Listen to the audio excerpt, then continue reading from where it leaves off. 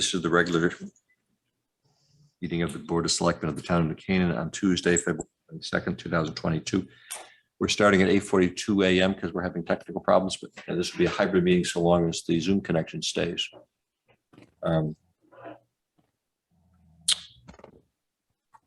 First item of business is the minutes from the January 31st and February 8th meetings. Any comments or corrections on the minutes? Not here. Nope. All set. I move we approve the minutes of those two meetings, January 31 and February 8th. Second. All in favor? Aye. Aye. Okay, again, since this is a hybrid meeting, if there's members of the public on Zoom who wish to comment, we will take comments only electronically. I should say watching by Zoom or channel 79. Comments should be emailed to bosdistribution@mccananct.gov, and if we receive any, we'll read them in the course of the meeting or before the end of the meeting. So actually, there's a correction on item number 3. Our cast fence name is not listed. So next item, who's presenting this? Lynn, good morning. Hi, good morning. Hope everyone had a good weekend. So this is the 830J affordable plan that every town in Connecticut is required to prepare. We're working with WestCog. WestCog has been preparing a regional plan for most of the member municipalities. And we need to form, per WestCog, we need to form our own New Canaan committee to work on some of the specific aspects of the policies for New Canaan moving forward. So we put forward the names of John Goodwin, Chair of the Planning Commission, Art Cassavant, Kristen Nielsen, Scott Hobbs, and Peggy Daneman, sorry. So I missed that last part. What did you say? Sorry, did you not hear? The last name was Peggy Daneman. So we need to, at the end of the day, we need to work with WestCog to, they're doing a general plan for all of the member municipalities. And we need to work with a committee for New Canaan that will actually work on specific goals and policies for New Canaan that will be incorporated into the larger WestCog plan. Any questions for Lynn? Yeah, I know we have to do this every 5 years. When is it actually due? The plan? It is due June 30th of this year. And this is once every 5 years. It's new. It was based on legislation that happened in 2017 because the town actually did a plan in May of 2011. But that was a one-off plan that wasn't required by statute at the time. Is that right? Correct. The 2011 plan? Yes, correct. You are correct. She's frozen. No. We can hear you. Can you hear me? I can hear you. I don't know that they can. Oh.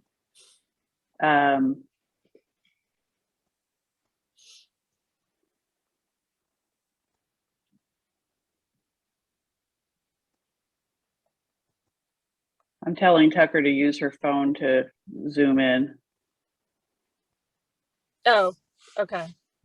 Yeah, or maybe maybe they can just do the telephone and we can call in and just listen, do the audio. Yeah. She's just writing to me now. Hold on a sec. I can whip out my iPad and join also, I guess, another way. Okay. Yeah, she's okay. She's going to dial in on her phone into this Zoom because we know, here it is, I think. No, channel 79 is on. All right, we're back. Okay, gotcha. Okay. Lynn, sorry. Yeah, we can hear everybody, I think now. Lynn, can you hear me? I can hear you. Okay. Just if I may ask just a question, is the Housing Opportunities and Recommended Strategies booklet 5 from 2011, is that posted online right now? It is. It's posted online on our website. On the website. Okay, great. Super. I can send you a link if you want. Okay, either way, that'll be great. Thank you. Okay. And Lynn, again, my question is, when we did this in 2011, was that just something we decided to do on our own. It wasn't pursuant to this statute because this statute didn't come into being until 2017. Correct. It was a one-off. I wasn't here in 2011, but I believe it was precipitated by other potential thoughts with other legislation surrounding affordable housing, but we weren't required to do a plan, but we did a plan to analyze whether some of the other aspects of affordable housing at the time would work for New Canaan. And while we have you, I'd be remiss if I didn't ask, can you give us an update on the status of the application for the extension of the moratorium? We are hard at work putting it together. 830G, sorry. Yeah, we are hard at work putting it together. I mean, we're moving forward and we're consulting with town attorney at this point. And as of today, there's only one 830G application that's been filed. Is that correct? Correct. But you expect more? I don't know whether there are more. I'm sure there could be more, but we only have one in our hands right now. Thank you. Lynn, may I ask, if you were to submit this, say in the next week or day or so, we currently qualify, right, for this moratorium? Are we waiting for anything in terms of further construction or certificate of occupancy of the New Canaan Parish, or are we good to go? We are, there's a lot of paperwork that has to be put together and we're putting the paperwork together. We have enough points currently and have to organize it for the moratorium. And we'll have additional points that'll hopefully go towards a third moratorium after the second phase of Canaan Parish is completed and the whole site is CO'd. So right now we would qualify with a moratorium today? No, not today. So the way it works is the state has 90 days to approve once we formally submit. So if an 830G application comes in prior to us receiving a certificate of completion for affordable housing, which is effectively the moratorium, we have to accept it and they can file. But we, in terms of having all of our points as a town, we could submit that theoretically if all our paperwork was ready, we could submit that today. We have all of our qualified points. Is that correct? We have all of our qualified points. We are looking for some of the last pieces of paperwork. So this is just a paperwork issue because we have our point. We had our points when the section 830G application was made. Is that correct? So we do. The Canaan Parish got a temporary CO at the very end of October, and we started internally working to put together some of the pieces, and then brought on a consultant at the end of the year to finish putting the bulk of the application together.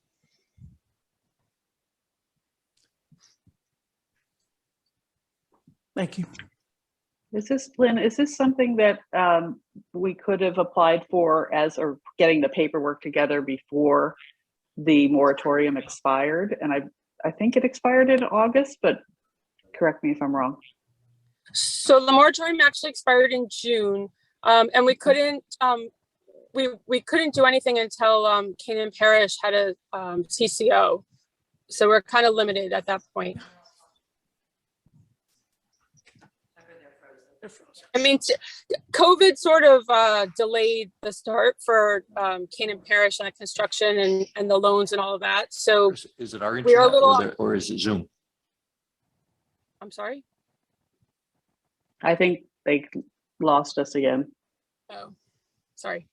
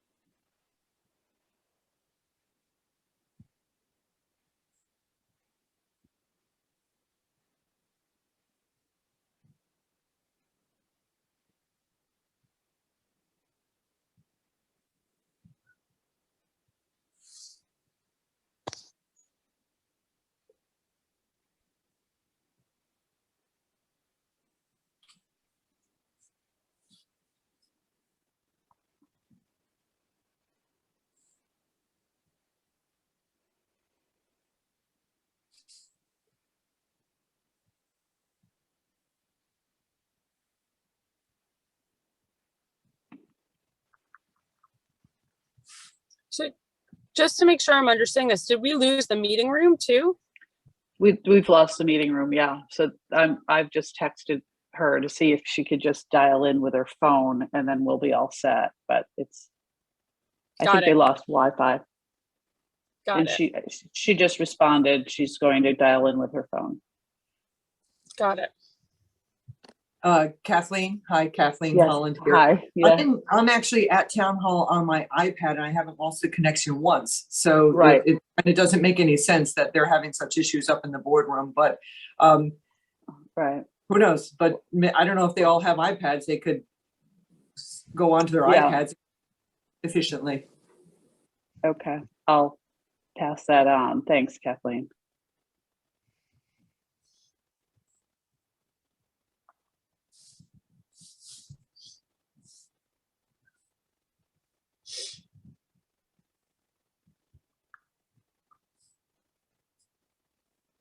Oh, I have to admit her. She's in the waiting room. Hold on a second. Okay, there she is.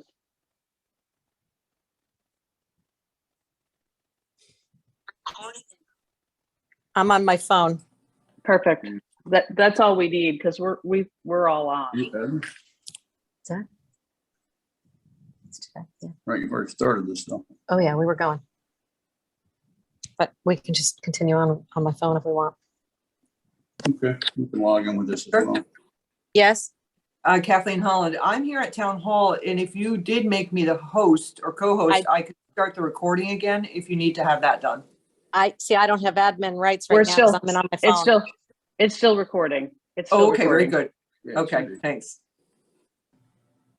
We're already running the meeting, so I don't know why I wants to start that. And Tucker, if you just put your phone up in front of I the will, it's selectmen, we just- should be fine.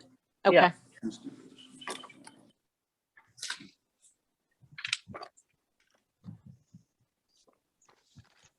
One will be able to see you, but I'll take my phone to the mic. Yeah, just a minute, Angie. 827 8411 6197 and 651 is the passcode. Go on. Passcode is 651 615. It says you wait a reasonable amount of time to reconnect, and if not, you have to adjourn. But everybody on the public is on. We're just not on.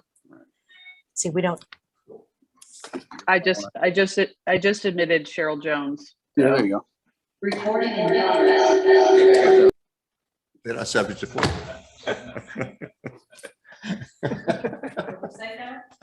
I said they may be having a meeting, but they're not subject to. You're on. Everybody's on. Okay, all right, we're Back in the workout. all right. We're reconnected. So, we sort of got off on a tangent here. We have an agenda item. I was going to comment on the 751 Weed Street later, but where exactly were we on this discussion? Well, I mean, I can push it off till Selectmen's comments, but I'd like to hear from Lynn as to the timing of the whole moratorium and the impact of the pandemic, as I understand it. I know our legislators tried to reason with the governor to extend the moratorium. Can you just talk to the timing of the Section 8-30G issue that we've had in town? So I think you guys dropped off when I was answering Kathleen Corbett's question. So part of it's also a delay from the pandemic, and Canaan Parish got started late because of it, and that's where we were waiting for the balance of our needed remaining points in order to apply for moratorium 2. And we were sort of at the end of the day, we needed them to get a TCO or a CO before we could really ramp up and get the process going. So they didn't get their TCO or CO until the end of October. And internally, we started to prepare some of the documents. And in December, we brought on an outside consultant to move the process faster along and bring us to completion much sooner. Is it true that we did, our state legislators, interceded with the Governor Lamont in his administration to request an extension, and that was denied? I I don't know if they actually, I know that our state legislators worked with us last year and the year before to try and get one. I don't think we were successful at all. I mean, there were only 2 or 3 communities, and I don't believe anyone was successful. So we When you were say two- unsuccessful because of the governor and his administration. Is that correct? I don't know if you would say that, but he could have probably done an executive order like he did executive orders for multiple things, but there was none that extended the timelines of any of the moratoriums that were in effect at the time. He's well known for his executive orders. Unfortunately, I guess we didn't qualify for this dispensation. Well, may I suggest, because we're all getting a lot of questions and emails and so forth, and if I may suggest that we put together a frequently asked questions and answers, and we'll get to the bottom of this, if you will. And so, because there's a lot of misinformation that's flowing around out there, and I think to get to these facts, we simply make sure that we talk to everybody and then get it down on paper, and then we'll have the answer going forward. Without judgment, just facts. So I was going to comment that, as I did last Friday, because the town attorney has advised me that I'm conflicted, I'm recusing myself from the official action regarding 751 Weed Street. I'm a member of the WPCA because I'm an ex officio member of the Board of Finance with tie-breaking authority. So on the other hand, that doesn't mean I don't have an opinion, and I've expressed my opinion publicly that I don't think 751 Weed is an appropriate location for a multifamily, a large multifamily development. And I would point out, though, 2 things. One, last Tuesday at the Board of Finance, WPCA, well, actually it was a Board of Finance meeting, that Todd Lavieri read a statement which has been issued to the public about the WPCA. They cannot engage in public discourse regarding the sewer application. And as Lynn could confirm, the Planning and Zoning Commission, although it was an application was filed last Monday, Planning and Zoning Commission can neither receive comment yet nor make comment.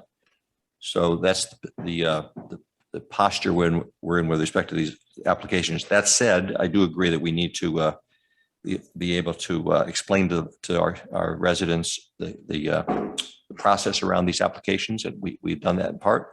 We will continue to do that. I've talked about having an information session regarding the applications. The town of Greenwich has 6 pending 830G applications. We have 1. We're in an environment where that's the state of play in Connecticut, and it would be preferable that we had a constructive state government that helped municipalities work with their plans for affordable housing, but we don't have that right now. I continue to support the efforts by our legislators. I wish we had unanimity by our legislators to ask for reform of 830G. So that's all I want to say on the subject for now. I agree with that. I wish all of our legislators were in lockstep with respect to the treatment of 830G. And I agree with Kathleen and you. I think we need to educate our citizens with respect to the implications of 830G, because it is, a pretty difficult statute to deal with and to overcome. So I think whether it's an FAQ or it's a kind of town hall meeting, I'll certainly be supportive of that. So Is there with that, any reason, sorry, Kevin, any reason, I agree with you, the legislators, have been helpful according to Lynn, and I appreciate that. Is there anything that we could be doing as selectmen in terms of reaching out to the governor and others to see if whether this extension could be granted? Well, on that point, we're working with our town attorney, pursuing every avenue we can to deal with this. And Right. You're welcome to talk to the town attorney yourself. Or the governor, because you know him a lot better than we do. I don't, quite honestly, I don't think, given the state they're in terms of eliminating most of the executive orders, that the governor's, if he wasn't interested in May, he's not going to be interested in February. I think that's probably true, unfortunately. Yeah. When he had the authority. So I think that boat has sailed. But I think, Well, let's check it out. We can reach out. right. Oh, Well, and residents can, write to the governor, certainly, not just our legislators, but reach out to Governor Lamont. And as I noted at the press conference on Friday, I mean, there's even worse things coming down the road with fair share. I mean, the proposals that are being made in Hartford are absolute loony. I think the comment you made, Kevin, was that if fair share goes through, would have to have a dozen more Buchanan parishes. Well, not a dozen, but we probably have 6 more, and I just don't know where you find the land for that. So that being the case, I'd like to get back to the agenda item, which was 8:30J Plan Committee. As we noted, the members of that committee would be John Goodwin, Chairman of the Park P&Z, Kristen Nielsen, P&Z, Scott Hobbs, Chairman of the Housing Authority, Peggy Daneman, Peggy is on the Housing Authority as well. Yeah. It's on New Canaan Parish, I think. Right. She's also on the Housing Authority. I thought she was added to the housing. I believe she is. She is. That's right. Yes. And it's the name of Art Cassavant. Art Cassavant is P&Z, and then myself as ex officio and Lynn as the staff representative. So I move that appointment of those names to the committee to work I'll with. second. Okay, further discussion? All in favor? Aye. Okay, that's that item. Let's move on to Deputy. What is Albie right now? Acting. Interim. Good morning, Albie. You're up for the interlocal fire dispatch agreement on for the town of Westport. Yeah, it's really the request for payment for the 78,000 for our annual costs for the dispatch center. So the local agreement's in place, and that's just the request for payment for the annual service for dispatch. Okay, any questions for Albie? Albie, has that cost changed at all from last year? No, and I tried looking back. It has not changed from last year. And I didn't see I don't think it changed from when we started with Westport. I don't have the exact dates though. Okay, thank you. No further questions. I move we approve the request from the fire department to pay the annual fee of $78,000 for the interlocal agreement with the town of Westport for fire dispatch services. Do I have a second? Second. Further discussion? All in favor? Aye. That's approved. Thank you. Albie. Thank you. Good day. Thank you. Mr. Powell, Good morning. spring clay court preparations for Mead Park tennis courts. Yes. We'd like to hire the same company we did last year with very successful work. We offered a 15% bonus if they finished the work so we could get the courts open. That was very well received, and we want to do the same thing again. Puts a little bit of skin in the game for them to not show up and try to open the beginning of June. So with that, and we also want to put in new tennis tapes and nails. With the increased usage last year, we regularly rotate them through and do a couple courts each year. We need to put down new tapes and nails. So We have a total rebuild in the budget, right? For the total rebuild in the budget for next year. for the next budget year, yes. We can't get through one more year without. Well, what it does is it sacrifices the condition of the courts. Right. Even though we're rebuilding the courts, that does not mean we can't use the same tapes and nails. They're removed every fall. And we're also doing a midsummer refresh with the 21,000. Not in this 21,000 because that's next budget year. That's right. Gotcha. So we'll be coming back for that. Okay. The midsummer refresh will help us with the additional play.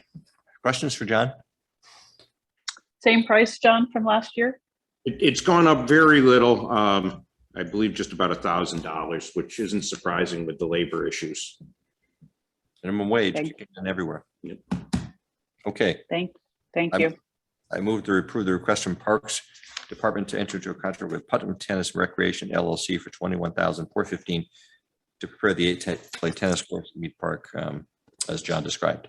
Second, further discussion? All in favor? Aye. It's unanimous. Thank you, John. Thank you. Vine Cottage emergency generator. Good morning. Morning, Tiger.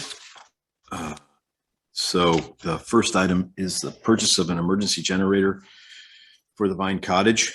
We went to our vendor Northeast Generator, asked them for a price for a full generator at Vine Cottage. Right now, we're being told by Eversource that the potential for rolling blackouts, and it doesn't matter if we're a critical facility or not, means that if they think that the grid's going to go down during either this heating season or during the summer, they'll just give us about an hour's notice and then start to roll it out. So all of our critical facilities necessarily need to have a backup generator. The health department has their refrigerators there with vaccines and other important items that we don't necessarily want to rush through. Plus, they're very sensitive. The refrigerators are very sensitive. So if we put in a generator that gives us a little bit of bad energy, it could theoretically throw off that. So we want to put in a full house generator for $11,900. Is $1,100 contingency, a 10% for $13,000. The funds are currently available. They were budgeted last year in our capital budget, or I should say in this year's capital budget. So we'd like to go not for this forward. purpose, but we have funds available in the capital budget. We have funds available, correct. Questions for Tiger? Tiger, 2 questions. Would this, is this the only emergency generator we're going to need for all of our properties? That's 1. And 2, where would it be located in terms of around the building? It's a great question. So for all of our properties now, right now, the annex is not served by a generator at all. The generator at Lapham Center was taken offline by our generator, the company that maintains our generators, saying that it's got a rod problem in the engine and eventually it's going to fail. We have monies in our fiscal 23 budget to cover that replacement. We can use the generator, they just won't certify it. So we have it offline. If it came into an emergency situation, we could turn it on and then hope that it'll last throughout. And then the rest of our facilities are covered. And then we just got ARPA funds to cover a trailer generator that we're going out to bid for right now. According to the ARPA regulations for purchase of that size, we have to go out for a full bid on that. So we're out to bid now for that. We're hoping to house it in the back so that you necessarily won't see it. It's not a very large installation, but we are we'll try to screen it, so to speak. And if the property is necessarily transferred to another party, we could theoretically take that generator and use it elsewhere if we had to.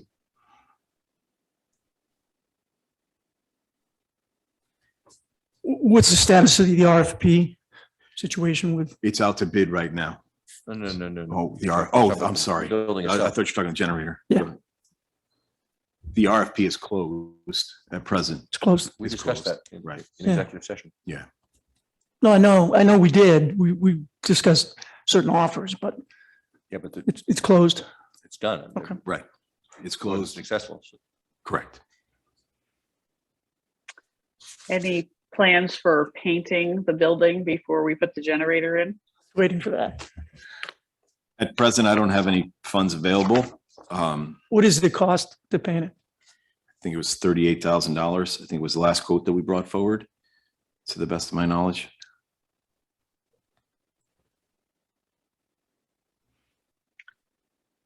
Does that seem high?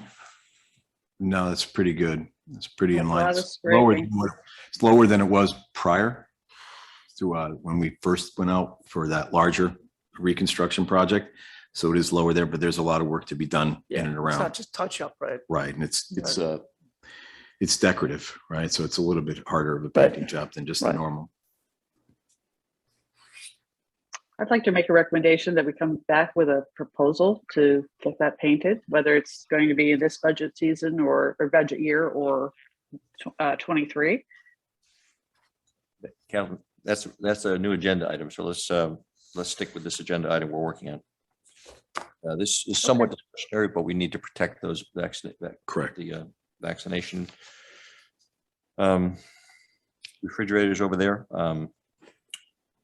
We don't have the opportunity just to have a standalone. We're worried about the We standard. don't have a big enough one. Correct. We don't have one to do the full house. Last time when she went down, she basically had a computer, a light bulb, and not necessarily the refrigerators. And the power that comes from that is not as clean as what would come from here. So we would jeopardize either the computer system or possibly the computer system. So she lost power. She was down. We lost power during this. Yeah. at a previous time there. We were able to keep her running, but this is before the refrigerators were there. So had the refrigerators been there when we We lost would have power? been, we would have had to relocate them to Right. other And locations. the point is, we're not out of this pandemic. Right. We're into a new phase. It could be close to the end, but in the meantime, we have a essential facility with the health department that is not supported by. We absolutely need this generator. And it may be that we're going to retain Vine Cottage for the health department. We just don't know yet. So. Right. Okay. Anyway, do we want to act on this recommendation? Yeah. I move we approve the request to enter into a contract with Northeast Generator for $11,900 plus a contingency of $1,100 for a total project cost of $13,000 for a emergency generator for Vine Cottage. Second, Second. further discussion? All in favor? Aye. Thank you, Tiger. Thank you. Bill Wolfman's out today, so Bill, right. you'll cover the schoolhouse department? I will. So this is over at the schoolhouse apartment. There is a section in their lease, section 4B, that states that they need to acquire town approval for any construction alterations, changes, or additions. They would like to add a second elevator to their main stairwell facing the parking lot. It can fit without any issues. The current elevator, excuse me, is planned to be rebuilt, and it also can't house a full-size structure. So the thought is to put in a new one that they need, and then put that one in. And then at that point in time, once that's serviceable, then they can take the other one out of service and rebuild that one and go forward. They are planning to pay for the entire renovation themselves. And they just need our approval to actually go forward. There's no funding from the town whatsoever, but in the lease, it states that we need to give that approval. It's still our building and we're the landlord. Correct. So we're strictly looking for approval of a request from the schoolhouse apartments to put in an elevator at their cost. That's the key sentence, completely funded by schoolhouse apartments. Correct. Questions for Tiger? None here. Sorry, I just have a quick question. So it's when Kevin, you said it's our building, right? They're going to fund it, but are you going to be overseeing the installation and how they're putting the new elevator in, Tiger? Do we have any oversight responsibility there? Bill's already looked at the location of where it's going to go in. So it fits, and it'll make code or meet the code requirements there. And then, yes, we'll be there during the construction. And then they'll also need a building permit that'll have to go through our land use department. So there'll be definitely some oversight through that. Okay, thank you. You're welcome. It's kind of unusual to authorize something without a dollar figure attached to it. Is there a dollar figure? I don't know of the dollar figure. Again, we're not paying for it, so I guess we don't care. I don't know whether this is HUD funds or borrower funds or whether they have funds available. I'm not aware of the source of They funds. will have funds available before They have funds available, right? Well, to your point, Kevin, though, I do think we should care if it is a building that's owned by the town, if I understand that correctly. So we want to make sure they're putting in a sufficient elevator. So it would be helpful to understand the cost too. I can certainly get back to you with the cost.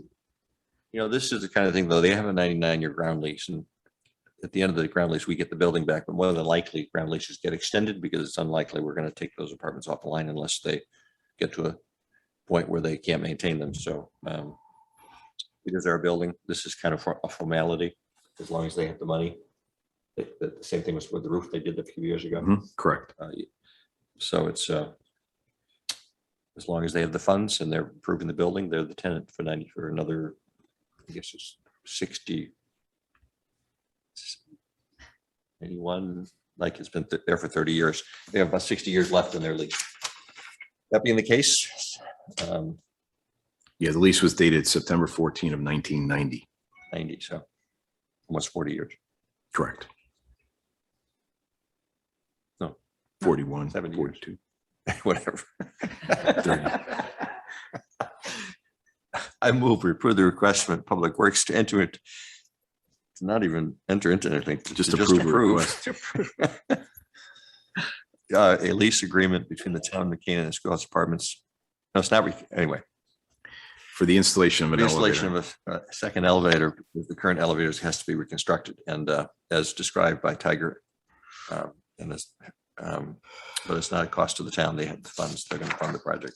Do I have a second? Second here. Further discussion? All in favor? Aye. Okay, Thank you. Tiger, Nature Center. So the Sure. next is, we are in the process of designing the pond dredging at the Nature Center. And we had the wetlands flagged as part of that design process, so we can go forward with wetland permitting. And we need to have that area surveyed. So given the fact that there's a lot of other potential work going on in that 26-acre parcel of the Nature Center, that secondary parcel, the Nature Center is looking to do some work on their boardwalks and some other work that they want to do. So we decided to partner together and survey necessarily a boundary survey of the entire area, and then a survey of the wetland areas that are necessary as part of their projects and ours. RKW was nice enough to hold their price. We had requested it last year. They're still holding their price for $14,600. The Nature Center board approved last week that they will fund half of that, and the town will provide the other half of the funding. So we'd like to go forward with the survey for this parcel at $14,600 from RKW. So the Nature Center is funding half of the survey cost. Half of the survey costs, and then they have funded in the past their upgrades, so their trail work or their boardwalk work or things of that nature. They've funded completely on their own, but this is a necessary step for them, necessary step for us. So it was worthwhile for us to combine forces and split costs. Questions? So how much is the project itself gonna? For the dredging itself, Yeah. It's around 100 and a half in the end for us, for the pond dredging itself. We don't have a goal yet. The design was $10,000. We had a larger number in our budget, but I think that could be reduced. We had gleaned that number based upon looking at Mead and Mill, the size of Mead and Mill, and then scaling that downward. But I would feel it's about $150,000 for that dredging. But again, until we get the design in, we can't necessarily quantify that work. And then would that be on our nickel or? That was on our nickel. That's Yeah, correct. Entirely. Entirely. It's our Yeah. part. the- It's it's our pond. right. And this is the pond is getting to the point where Mill and Mead we're at, where eventually we're going to have a change in designation from a pond to a wetland. So we need to continue to act and move forward. And the Nature Center utilizes the pond, and visitors of the Nature Center utilize that pond quite readily and quite often. And this did not qualify for ARPA funds. Not necessarily. I mean, I guess you could say it's a use of a park, but we're not ready for the dredging portion of it. This is a preliminary step to that. So Right. they're going to split the cost of the survey. I move we approve the request from Public Works to enter into a contract with RKW Land Surveying for $14,600 to survey the New Canaan Nature Center in preparation for a future dredging of the pond. Is it only the dredging of the pond that we're supporting here? or We're only supporting the dredging of the pond. That's correct. In terms of the other work to be done. The other work will be on the Nature Center itself, whatever they're proposing. Second, Second. further discussion? All in favor? Aye. Aye. It's unanimous. Thank you. Bristow. Bristow. So as part of phase 2, we bid Chris, do out. you want to come up? Chris, you wanna- Chris Chipper is the chairman of the Conservation Commission, responsible for Bristow Park. Thanks, Chris. I forgot your. So as part of the second phase of the master plan itself, we looked at putting in a center crossing pavilion. Basically, center crossing is one of the highlights of the area. So inside that bid document was an alternate for the contractor for basically preparing the area. So the bed, the stone, there'll be a tumbled stone base, there'll be footings for the pavilion itself. And then we went out for a separate price for the pavilion, the installation of the pavilion, roof cladding, and some other protective measures on it. So that's why you see that there's 3 separate contractors working on this one installation. So we have Country Carpenters will be supplying the pavilion at $10,270. ER Salvatore will be doing the carpentry work, meaning the installation of the roof, roof shingles, and then some cladding around the support structure. And then Peter Lonnie himself will be preparing the area and putting the tumbled stone base or tumbled stone pavilion area underneath for $16,100. We added a 10% contingency for $3,900. The total was $43,220. At present, the funds are being provided solely by the Friends of Bristow. So we want to thank the Friends of Bristow for that work and Chris's hard work on that. And this is we'll be completing phase 2. We're out on design for phase 3, and we'll go forward with phase 3 hopefully this season. It's in our fiscal year 23 budget for phase 3, and we'll do phase 3 and continue towards our goal of a 2024 opening and 100-year celebration. Chris, would you like to say something? I appreciate working with DPW on this. I would say we are a little disappointed that the prices have jumped up so much. This is largely due to cedar pricing. And this is the second example where the Friends of Bristow have stepped in to help cover higher costs. We did that previously with the raised boardwalk, where we covered what seemed to be a doubling of the cost of putting something in. So, we stand behind this, and in fact, we're supported by over 150, almost 200 donors who are supporting this park, which shows how much it's loved, not only by people who live in the area, but people who used to live in New Canaan. A lot of alumni classes are supporting this. So we're pleased to move forward on this. And again, the Friends of Bristow are here to see that this overall plan is brought in on time and on budget. And it's not an easy cycle given where construction costs are moving. But we think that if we get this in, it's going to be important to have it set in time for the centennial is an important step. Questions for Tiger? Well, just Chris, thank you. And thanks to the Friends of Bristow. This has been terrific that we've been able to move this forward with a tough situation with rising costs. What is phase 3, Tiger? Phase 3 is some additional trail work in and around, and then a couple of other landings, a couple of other areas of where people can gather. And what are the cost? What's the anticipated cost of phase 3? Our budget is $100,500 that's in the fiscal 23 budget at present. So it's making its rounds through.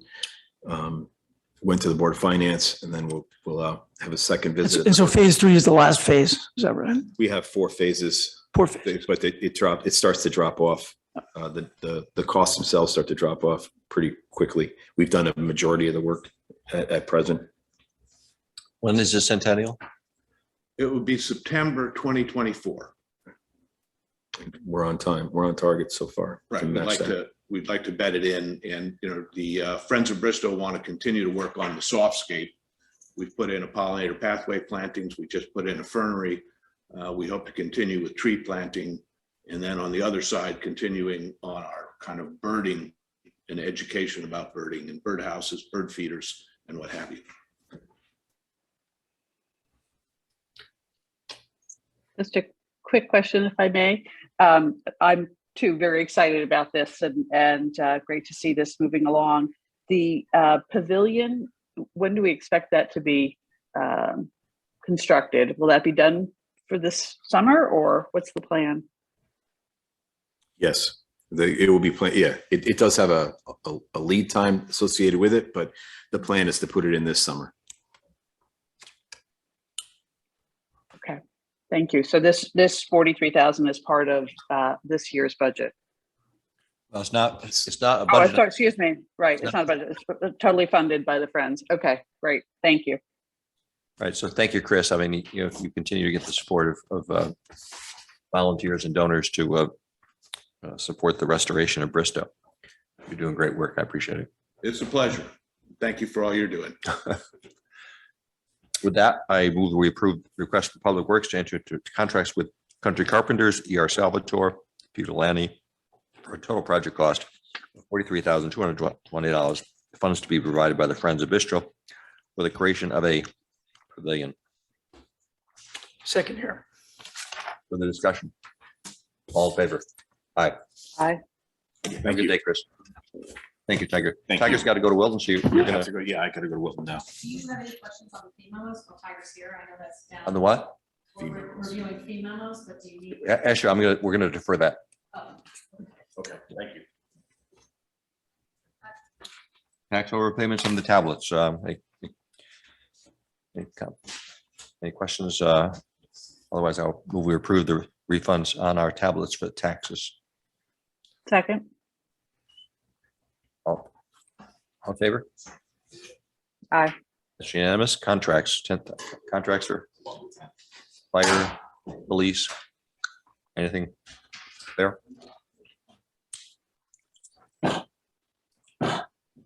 Nothing? Nothing here. Legal fees? You'll notice we pulled out all the expenses related to the 220 Elm Street acquisition so that we're on track budget-wise for our legal fees for the rest of the fiscal year. They were authorized to be capitalized as part of the acquisition cost. Yeah, that's right. Mhm. So I move we approve the legal fees on the tablets. Second here. Further discussion? All in favor? Aye. That's unanimous. I move that we defer the annual fee review until our next meeting in 2 weeks on the 8th of March. Second here. We have some more work to do there, and unfortunately Tiger has to be at a meeting in Wilton. So we'll defer that agenda item. That brings us to Selectmen's comments. I would comment on COVID that the cases continue to plummet, our positive cases. We're back to pre-Thanksgiving levels. Hospitalizations are way down in Fairfield County, so that it looks like we're following trend with the rest of the world, actually with Omicron. We are continuing PCR testing Monday, Wednesday, and Friday at Irwin.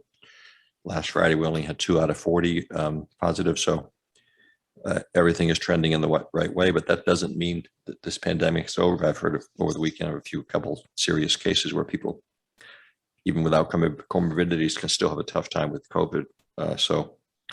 And finally, we're continuing our vaccination clinics, and boosters are available to anyone. So we will continue to send out our weekly email on Thursday evenings, reminding people of that. And hopefully the reopening of school next week and mask optional policy will be well received if approved by the Board of Education. I guess I'm not sure whether they're having a special meeting or next Monday night, but